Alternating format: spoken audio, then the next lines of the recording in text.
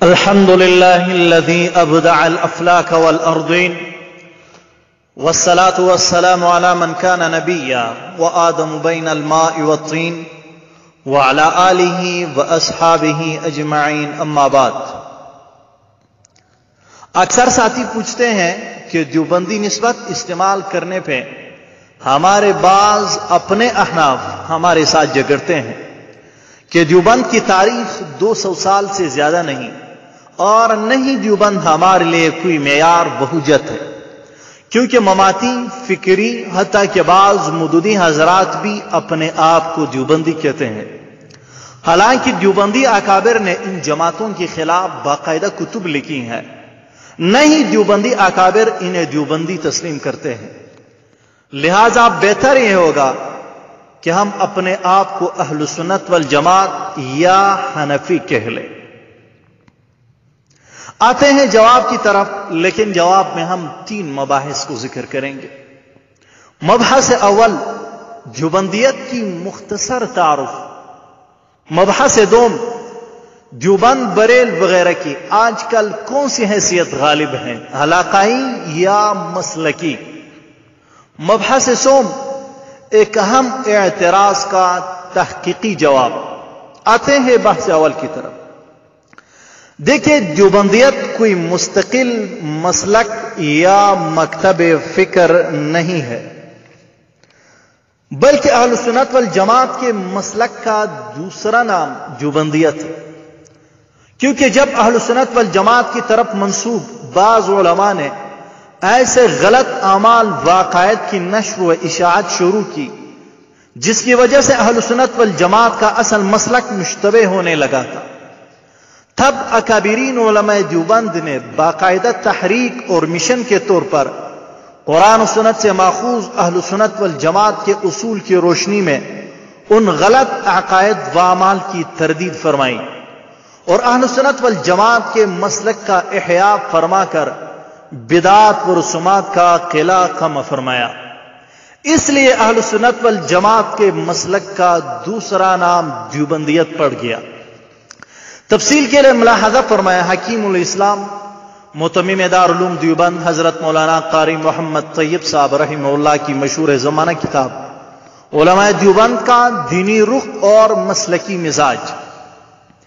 اسی طرح مفکر اسلام حضرت مولانا سید ابو الحسن علی ندوی رحمہ اللہ دیوبندیت کی تعریف میں 4 خصوصیات ذکر کرتے ہوئے فرماتے ہیں کہ اس درسگاہ کی سب سے بڑی خصوصیت یہ ہے کہ اس نے اختلافی مسائل کے بجائے توحید و سنت پر اپنی توجہ مرکوز رکھی، اور یہ وہ وراثت و امانت ہے جو حضرت شاہ ولی اللہ دہلوی رحمہ اللہ، شاہ اسماعیل شہید رحمہ اللہ اور سید احمد شہید رحمہ اللہ کے وسیلہ سے اس کو ملی اور ابھی تک اس کو عزیز ہے۔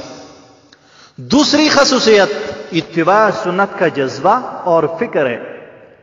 تیسری خصوصیت تعلق مع اللہ کی فکر و ذکر اور ایمان و احتساب کا جذبہ ہے۔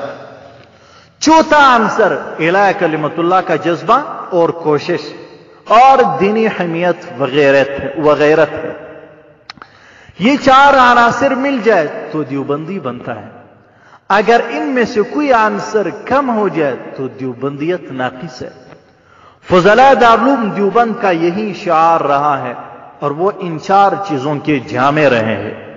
ماخوذ از کاروان زندگی لمفکر اسلام حضرت مولانا سید ابو الحسن علی ندوی رحمہ اللہ، یعنی دیوبندیت 4 چیزوں کا خلاصہ ہے۔ نمبر 1 توحید و سنت کا پرچار، نمبر 2 اتباع سنت کا جذبہ و فکر، نمبر 3 تعلق مع اللہ یعنی تصوف، نمبر 4 اعلیٰ کلمت اللہ کا جذبہ یعنی جہاد و قتال۔ پتہ چلا کہ دیوبندیت کوئی الگ مسلک یا مکتب فکر نہیں ہے۔ آتے ہیں مبحث دوم کی طرف، یعنی دیوبند اور بریل وغیرہ میں آج کل کون سی حیثیت غالب ہے، علاقائی یا مسلکی۔ دیکھیں، اس میں کوئی شک نہیں کہ دیوبند، بریل اور قادیان وغیرہ ہندوستان کے قصبوں کے نام ہیں، لیکن جب انگریز نے ہندوستان کی سرزمین کو یرغمال بنایا تو بعد جماعتوں کے سرکردہ لیڈر حضرات کو، دینی پیشواؤں کو اپنے مذموم مقاصد کے لیے استعمال کیا. بطور دینی پیشوا کے ان سے دین کے نام پہ طرح طرح کے فتوے صادر کر دے. تب سے یہ دیوبندی، بریلوی وغیرہ ہمارے ہاں بر صغیر اور افغانستان میں ایک مسلک کی حیثیت سے متعارف ہونے لگے. تو اب اگر کوئی کہے کہ میں بریلوی ہوں تو اس کا مطلب یہ ہے کہ یہ شخص بریلوی نظریات کا حامل ہے. یہ مطلب ہرگز نہیں کہ یہ شخص ہندوستان کے بریل کا رہنے والا ہے. لہذا یہاں بر صغیر اور افغانستان میں ضروری ہے کہ آپ اپنے مسلکی حیثیت کو واضح کریں. صرف حنفی کا لاحقہ لگانے سے آپ کی جان نہیں چھوٹے گی، کیونکہ بریلوی بھی اپنے آپ کو حنفی کہتے ہیں. مودودی فرقہ سے تعلق رکھنے والے حضرات بھی حنفی کہلاتے ہیں. اسی طرح اہل سنت کہلانے سے بھی آپ کی جان نہیں چھوٹے گی، کیونکہ غیر مقلدین بھی اپنے آپ کو اہل سنت والجماعت کہتے ہیں.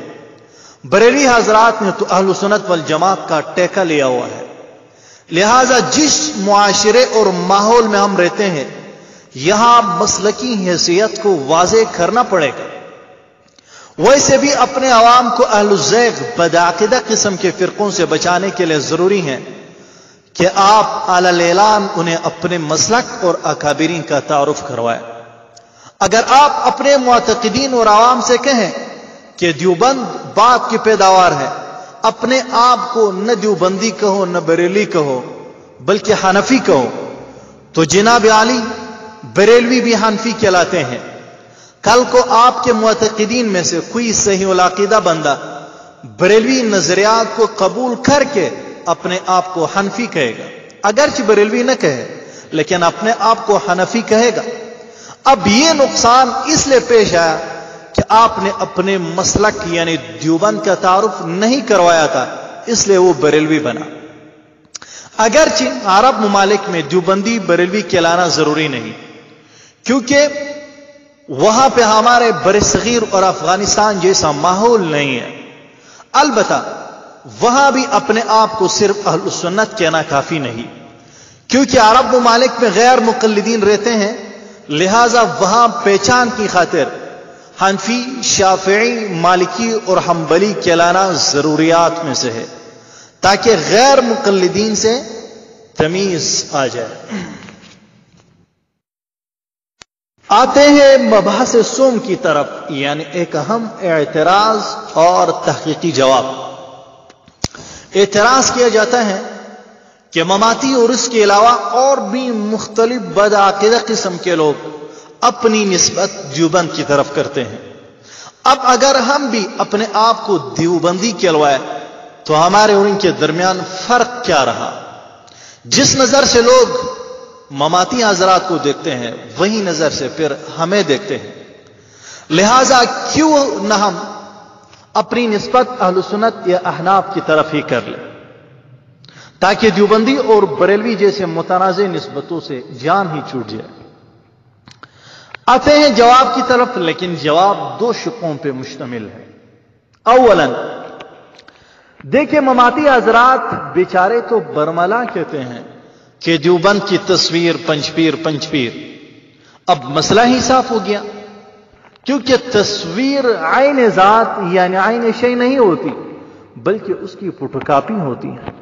پتہ چلا کہ مماتی اصل دیوبندی نہیں، صرف لوگوں کو ورغلانے کی خاطر دیوبندی نسبت استعمال کرتے ہیں.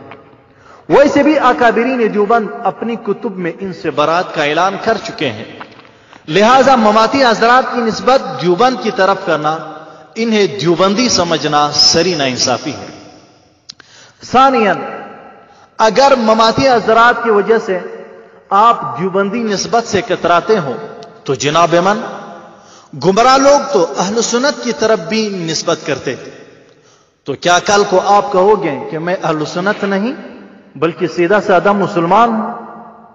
دیکھیں حوالہ ملاحظہ فرمائے کہ مجسمہ بھی اپنے آپ کو اہل سنت کہتے تھے. علامہ ابن عبد البر رحم اللہ لکھتے ہیں وَقَدْ قَالَتْ فِرْقَةٌ مُنْتَصِبَةٌ إِلَى السُّنَّةِ إِنَّهُ تَعَالَى يَنْزِلُ بِذَاتِهِ وهذا قول مهجور لأنه تعالى ذكره ليس بمحل للحركات ولا فيه شيء من علامات المخلوقات. الاستذکار صفحہ 153 جلد نمبر 8. مذکورہ عبارت کی تحقیق میں جانا نہیں چاہتا کیونکہ وہ آج کا موضوع نہیں، لیکن اتنی سی بات یاد رکھیں کہ ابن عبد البر رحمہ اللہ کے زمانے میں مجسمہ حضرات بھی اپنے آپ کو اہل سنت کہا کرتے تھے. کیا اب کوئی اس کی جرات کر سکتا ہے جو کہے کہ میں اہل سنت نہیں ہوں کیونکہ یہ متنازع نسبت گزر چکی ہیں؟ ہرگز نہیں. تو جب بدعقیدہ مجسمہ فرقے کی اہل سنت کی طرف نسبت کرنے کے باوجود آپ علی الاعلان کہتے ہو کہ میں اہل سنت ہوں، تو آخر دیوبندی کہلانے میں شرماتے کیوں ہوں؟ بلکہ ہم تو برملا کہتے ہیں کہ ہم دیوبندی ہیں اور رہیں گے. اور اگر کوئی کہے کہ میں دیوبندی نہیں بلکہ حنفی ہوں، کیونکہ دیوبندی نسبت بالاقدہ قسم کے لوگ بھی استعمال کرتے تھے، جبکہ حنفی نسبت ایک اتفاقی اور صحیح نسبت ہے، تو اس کی یہ بات بھی صحیح نہیں. کیونکہ بعض معتزلہ حضرات بھی اپنے آپ کو احناف اور شوافی کہتے تھے، جبکہ بعض مجسمہ حضرات اپنے آپ کو حنابلہ کہتے تھے. حوالہ ملاحظہ فرمائیں. امام تاج الدین سبکی رحمہ اللہ احناف، شوافی، موالک اور حنابلہ کا ذکر کرتے ہوئے فرماتے ہیں وَلِلَّهِ الْحَمْدُ فِي الْعَقَائِدِ يَدٌ وَاحِدَةٌ كُلُّهُمْ عَلَى رَأْيِ أَهْلِ السُنَّةِ وَالْجَمَاعَةِ. یعنی احناف، شوافی، موالک، حنابلہ سارے عقائد میں ایک ہی ہیں، یعنی عقائد میں ان کا اختلاف نہیں، اصول میں ان کا اختلاف نہیں. یدینون اللہ بطریق الشیخ ابی الحسن الاشعری، یعنی عقیدہ رکھتے تھے شیخ ابی الحسن اشعری رحمہ اللہ کا. لا یحید عنها الا رعاء من الحنفیۃ والشافعیۃ لحقوا باہل الاعتزال، یعنی نہیں پسلے ہیں مگر چھوٹی سی جماعت احناف اور شوافی میں سے جو معتزلہ حضرات کے ساتھ مل گئے، یعنی معتزلہ بن گئے.